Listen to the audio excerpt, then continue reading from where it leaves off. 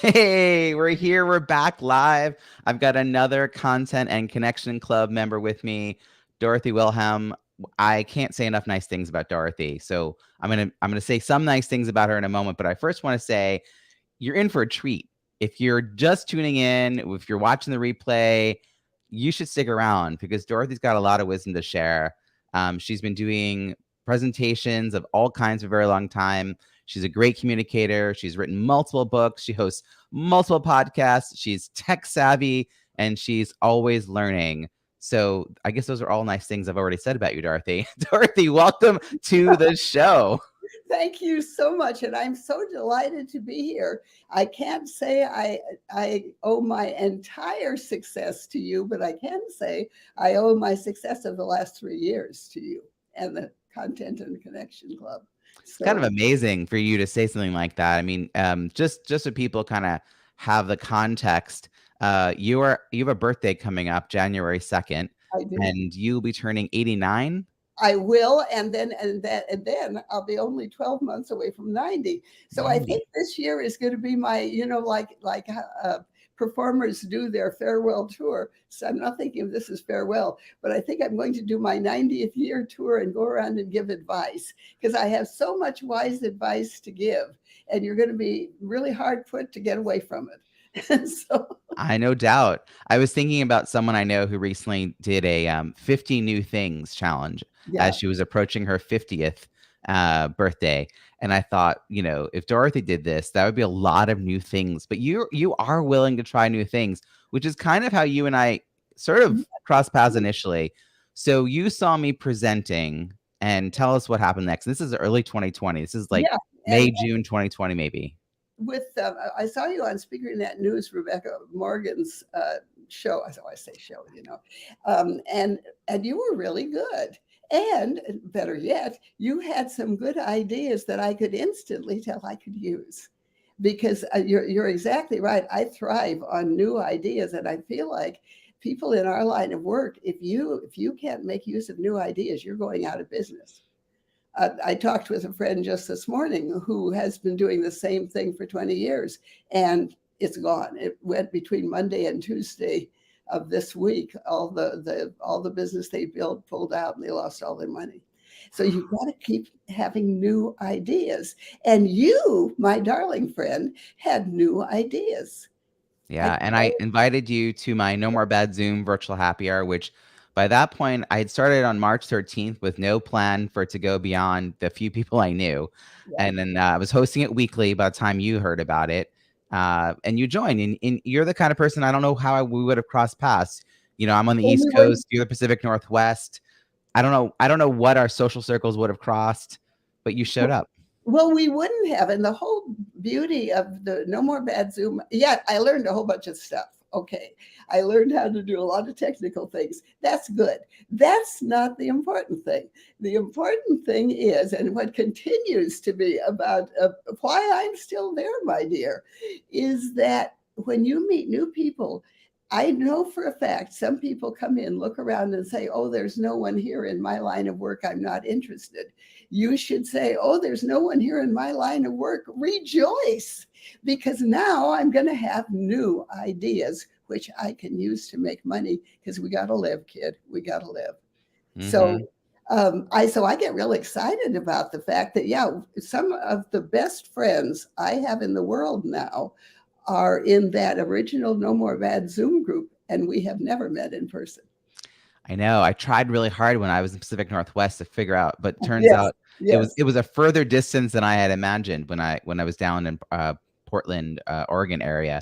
It seemed like So just a step, and then 2020 was an interesting year. I mean, I hosted that every Friday, without fail, and my wife was just reminding me when I said, "Hey, I am hosting on the 30th," and she goes, "I know. I mean, you've hosted it on Christmas."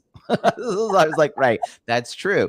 Because in 2020, Friday and was a Christmas, and Friday was also New Year's Eve, and we met both days, and people came. That was a really close knit family by then.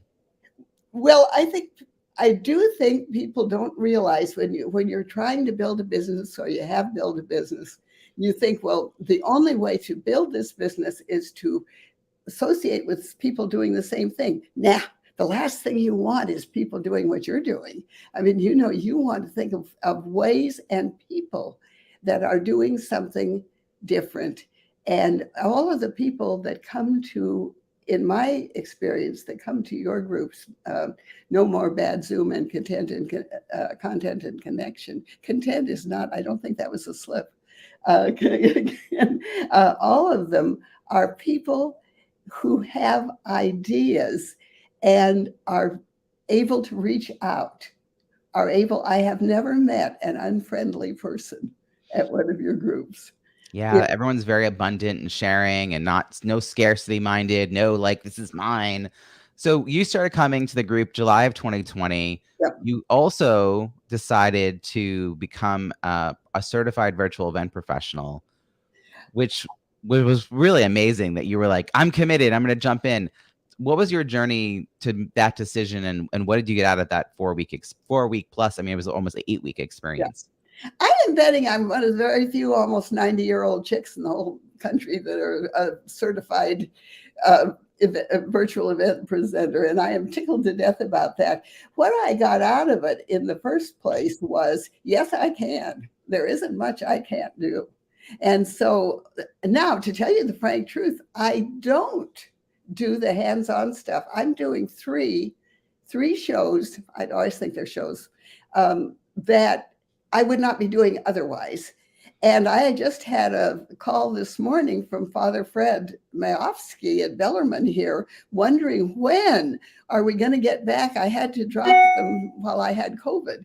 And he's wondering, when are we going to go back to coffee, chat, and change to the world? Now, I want to assure you, I wasn't doing that before I met you. That's And really neat. what I do happens. A couple of lovely people that I met through you, my dear friend Gina Carey and my dear friend Christopher Johnson, produce for me. And I do this because I'm the on air talent, and but the point is, you still got to know how to do it. In theory at least, if nobody else could come, I could still do the show. Or you could train somebody because you know Yes. enough about the steps to have a friend who's a little savvy and say, okay, here's what I want you to do. And I think that's part of what speakers got out of going through those 4 weeks. Isn't that you want to be a Zoom producer, but you understand how to work with a Zoom producer. And I think you've got to. I think you've got to be able to do that. And it gives you, here's the other side of it. One thing you do so well that I don't think anybody else does well, no offense to anyone listening, of course, is the breakout rooms. I want to say that's one of God's little well-kept secrets. Most people do a terrible job of it. And people are trying to climb out the windows. I mean, but because of the way you have them set up, it's a way for people to meet. It's a way to practice different techniques. There's just so much to it, and that's just one thing. I know folks listening may not even know what it is I'm talking about, but it is such a, I guess I'd say, undersung tool to have in your toolbox.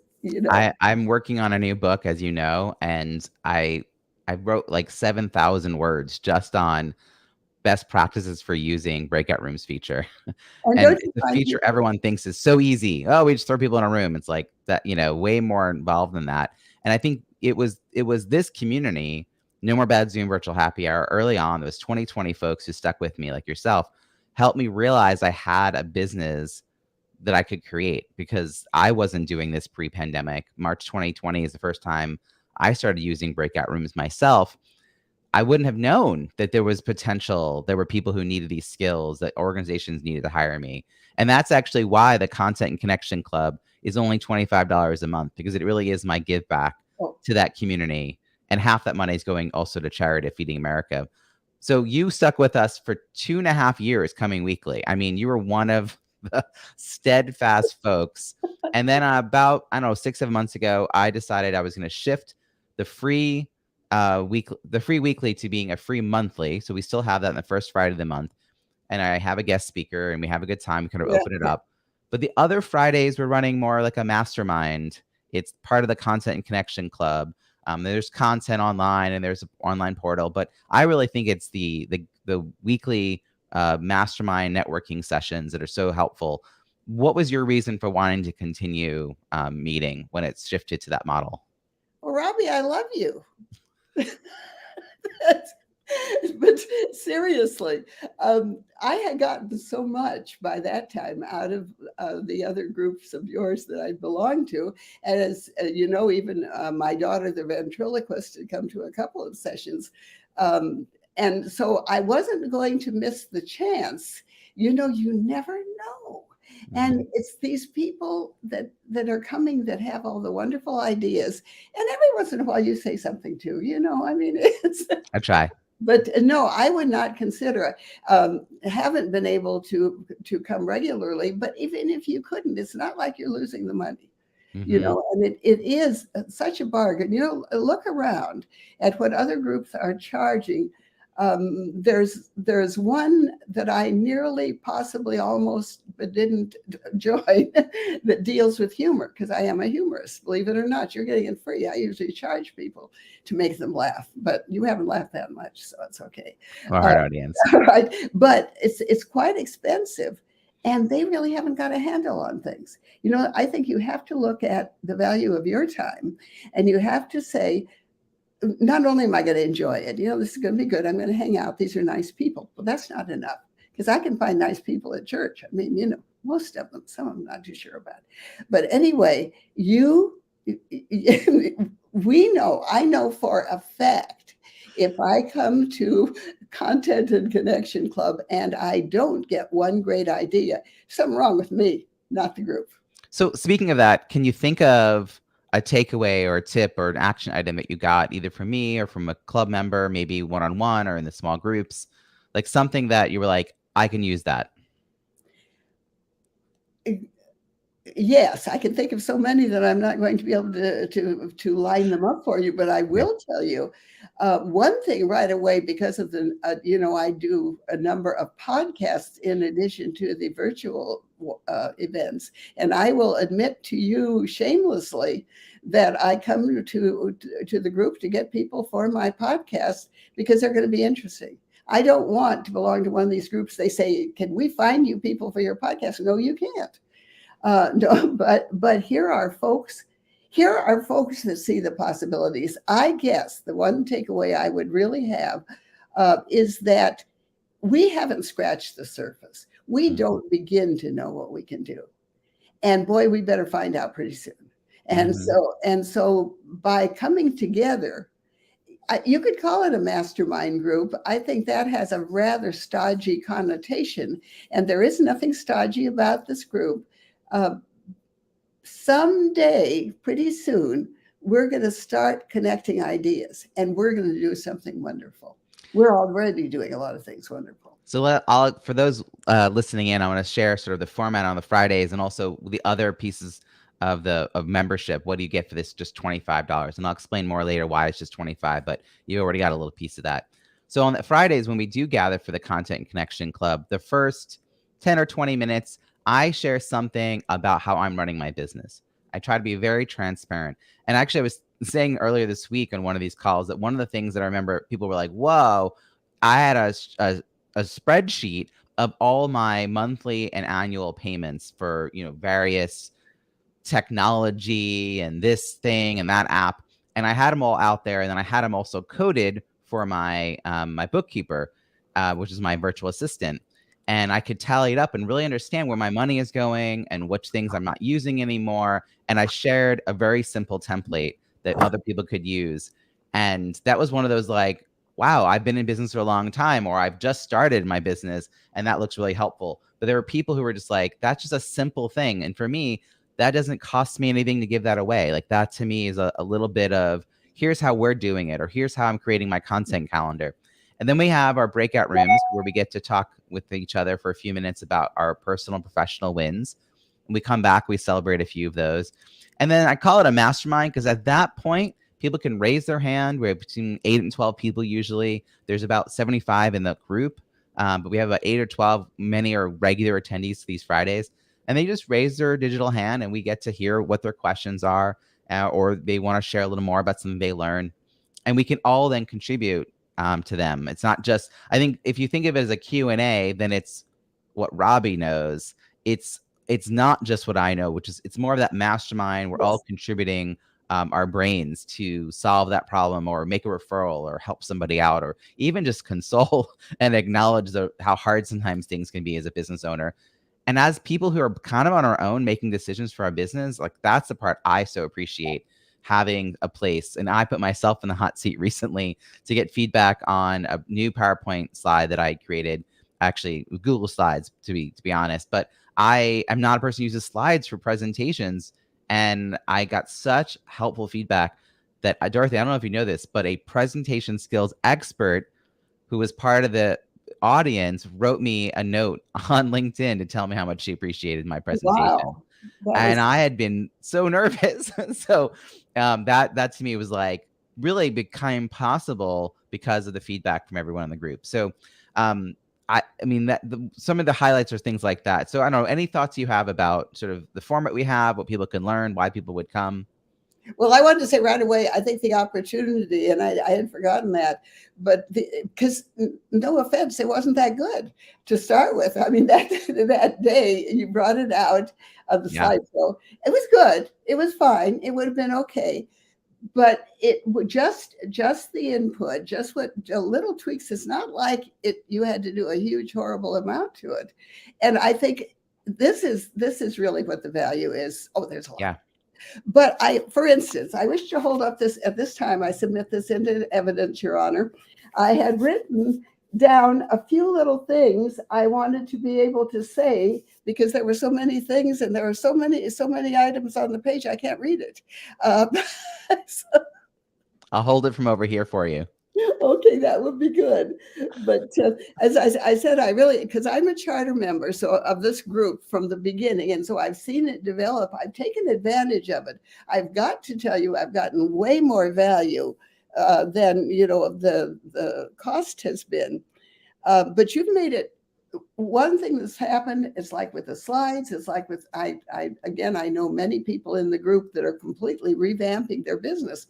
We can see that we can't do the same thing anymore. But the trick was, yeah, but then what?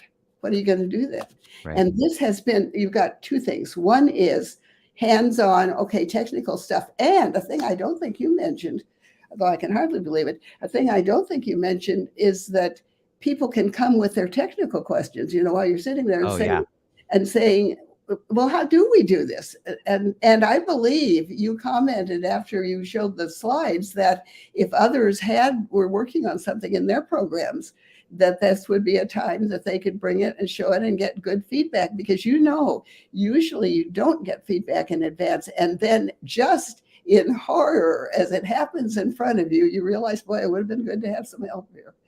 So Yeah, it's true. And I will say some of the tweaks that we made to that presentation, I'll share 2 tips that came from the group. One was building the slide. So if there's 5 bullet points, don't start with a slide that has 5 bullet points, right. because then your audience is reading bullet 4 while you're speaking about bullet 1. Another thing was, so you put bullet 1 up, then you gray that bullet out and put bullet 2 and speak to bullet 2. Then you gray out bullet 2 and you put a bullet 3. That's what I mean by building. And the other very simple tip was pause when you shift to the next slide. Give your audience the chance to actually take in the information. And then, because not everyone's, let's say, looking at the slide, make sure you speak to every point. That's the third thing. Make sure that you don't assume people are reading along with you, or describing the image if it's really pertinent to the conversation. So those were just things. I mean, this is the helpful input. People have different neurodiversity, different perspectives of how they take in information. I mean, those 3 simple things already make a presentation stronger. And besides the Fridays, there's also a ton of content that everyone has access to as club members. Again, for just $25 a month, I've basically taken a whole bunch of things that I usually charge for. For instance, my book launch strategies masterclass. It's $150. It's an hour and a half. It's 25 pages of detailed notes about how I've twice self-published a book that had over 150 reviews within a week of the launch date. If you're an author, you'd want to know how to do that. And I don't have time for you to pick my brain. So I created that document for the members of my launch team. And now I share it, but it's also now just part of the Content and Connection Club experience. And then the last thing is we have an online portal, which got a little quiet the last couple of minutes, but we're gonna see if we can revive it. People can share their referrals, like who do they want to be referred, like that's their introduction. Who do you want to be introduced to? Accountability, wins. So during the week, like let us know what you're working on and tell us how it went, and then come on Friday to tell us in detail. So that's a really useful. And there's also places to ask questions, share resources. So I think it's really hard to get people to adopt any new platform. That's true for any group. And it's specifically not on Facebook. So I think people really did want to get off Facebook, but it's still, people have to remember to go to it. But I think the Friday calls can be so helpful. And when I asked for support for that presentation feedback, I said, I actually reached out to every member. We had 30 people come that day, which was great. And I got a bigger audience. We got a lot more feedback from folks. So I wanted to ask you what you were working on for next year, and then how might the Content Connection Club support you in what you're working on. That was so good. And I wanted to ask you what you're getting out of this. And because beyond, so be ready.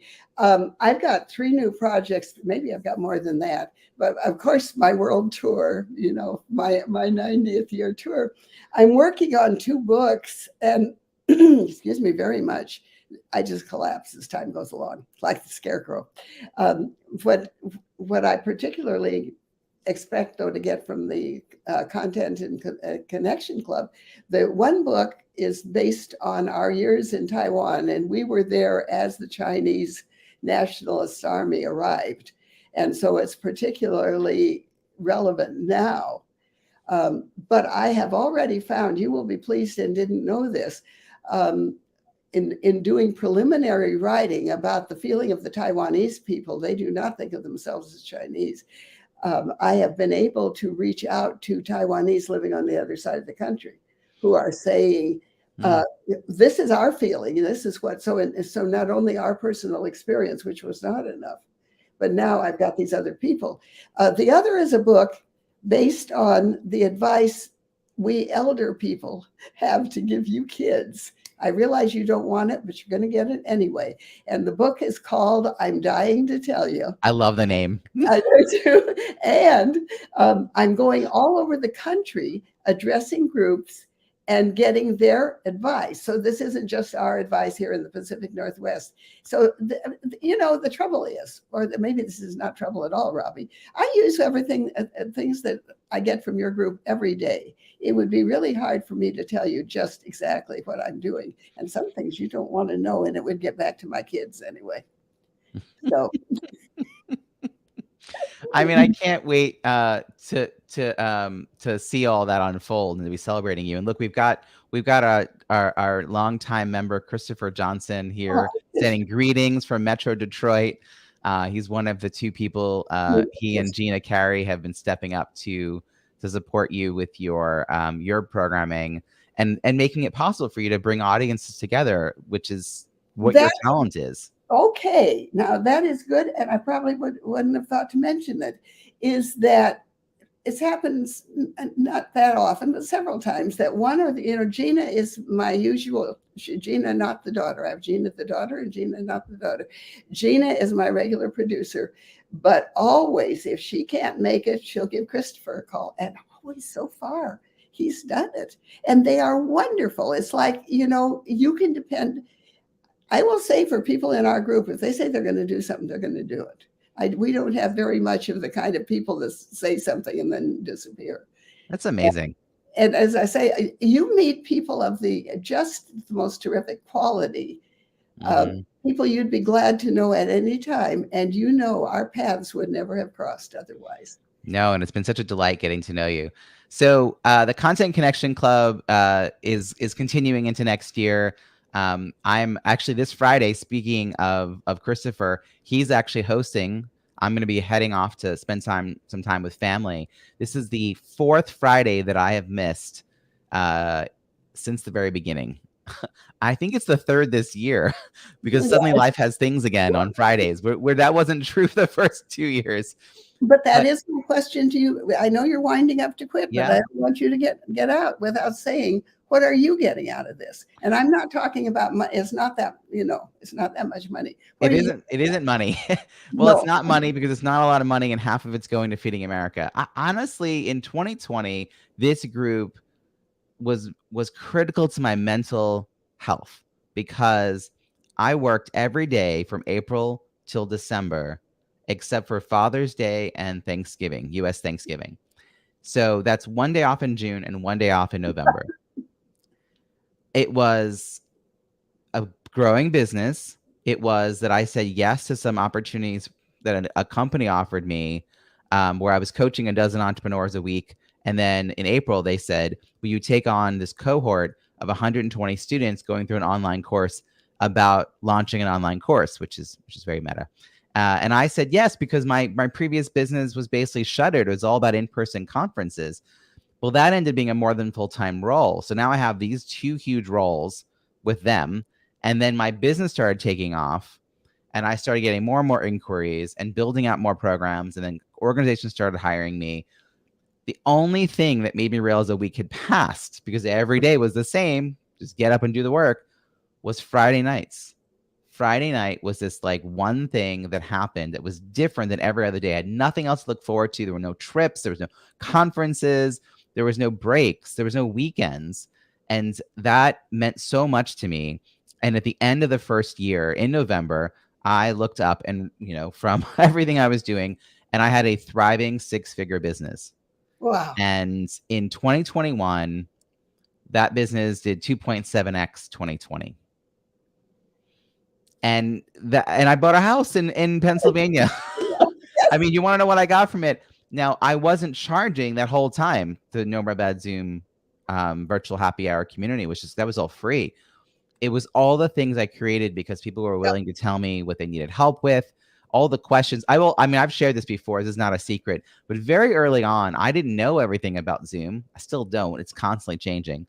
And I would ask people to write their questions in chat, and then I'd send them to a 10-minute breakout room exercise. And while they were there, I would copy their questions to a document. I would go on Google, YouTube, and Zoom.us to try to get an answer.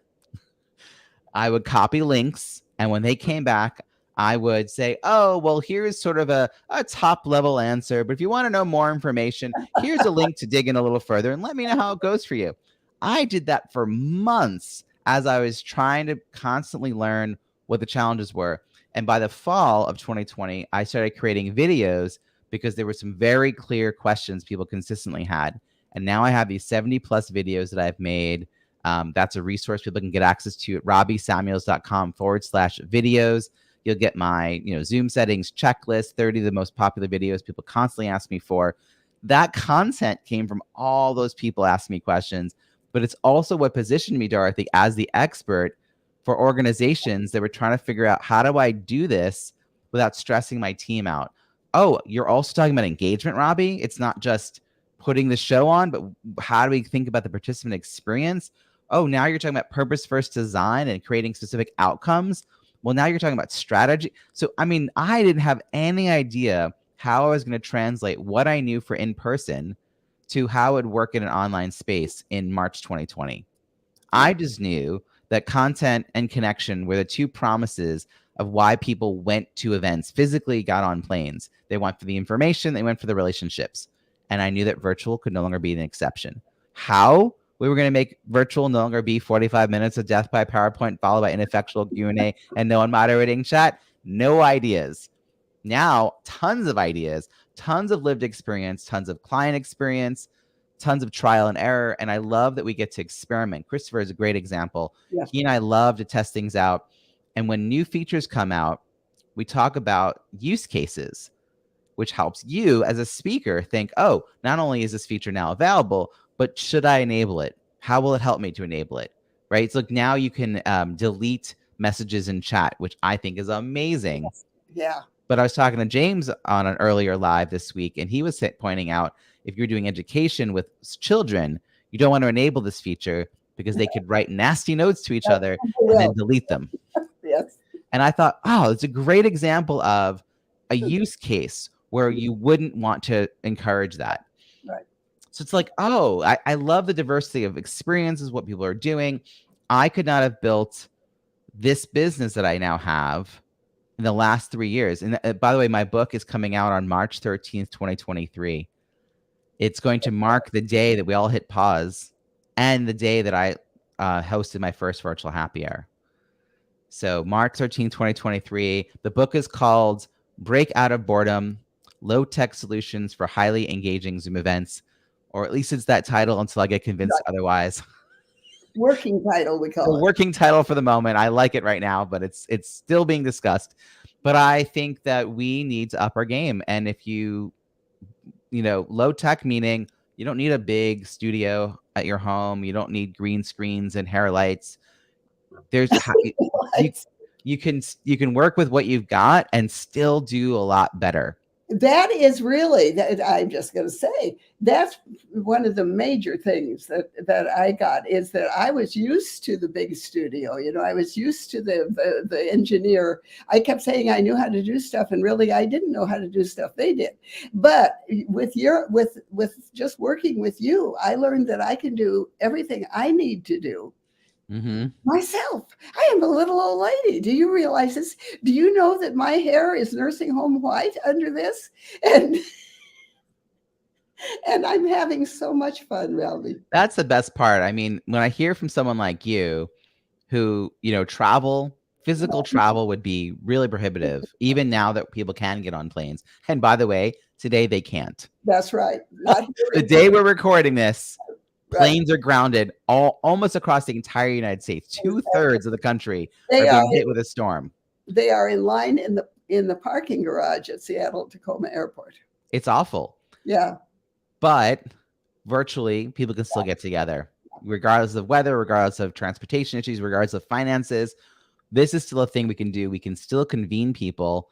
And I think that's that loneliness epidemic that the CDC has been talking about. This is where we can use technology for good, but it's not good if people come on and go, oh my God, breakout rooms, they're awful, and they run away. So we need to create an experience that you want to make a value proposition for both leaving the house and for getting online and staying online. You need a value proposition for being live, which is what we are. We're live. This is a live event we're on right now. So we want to give people a very clear sense of what they're going to get from it. That's my commitment. That's the thing. I'm like so jazzed about this book because it will give me a reason to talk to bigger audiences and more people about what we can do transformatively using, I mean, I'm saying Zoom, but any virtual platform more thoughtfully. We can create community, which is one of the features. You're a great convener of smart, intelligent, thoughtful people, which is why I'm glad you now have a format for doing that. Even though you're doing it from home. Well, and I had this wonderful closing thought, which you completely removed from my mind. So too bad about that. I was going, but I was going to say, yes, how wonderful it is that we can do these things that never seemed possible. And certainly when you were doing that talk for Rebecca Morgan, I had no idea where it was going to take us. Me neither. Gee, I wish I could remember because it was so good. Well, maybe I'll think of it later. I forget things, It's all good, Dorothy. Dorothy, this has been such a fun conversation. Thanks for hanging out with me. Thank you. I look forward to seeing you again. On the 30th, we're going to do a year-end celebration for all club members. So hopefully you can join us for that. It'll be fun. Thank you so much, Robbie. It's always great to see you because we light up the world, We do. We do. Thank you. Okay, let's see. Oh, Father Fred.